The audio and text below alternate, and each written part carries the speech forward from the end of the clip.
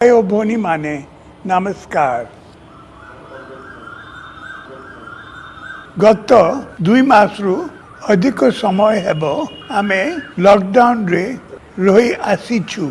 एही समय मध्य मु आपण मानकु बारंबार अनुरोध करिछि, सचेतन मध्य करुछि। एही लड़ाई लंबा लड़ाई कोरोना रो वैक्सीन बा मेडिसिन एपर्यंत आसी नाही। पुणी आगकू मौसुमी मध्य आसुछि, तेणु आमको अधिक सतर्क रहिबाकू हेबो।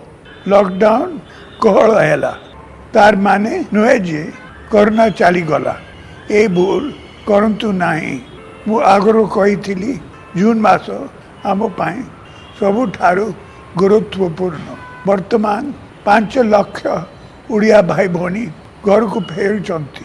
से माने फेरिबा द्वारा जो प्रभाव पड़िबो ताहा 15 रु 20 दिन मध्य कमी जीवो। सेही परी जून 10 रु मौसुमी वर्षा आरंभ हेबार सूचना मिलुछि।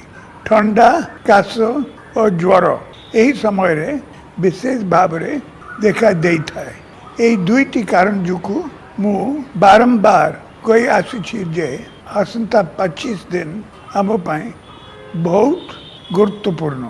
यही समय को आमे जेबली मैनेज करिबा तार उपरे कोरोना लड़ाई रे हमर सफलता निर्भर करुछि। तेणु जून मास ही आम पाई निर्णायक हेबो। आपण जानती कोरोना संक्रमण वर्तमान पीक रे अछि। 15 दिन तले आम देश रे दिन को 3000 लोक संक्रमित हेउथिले।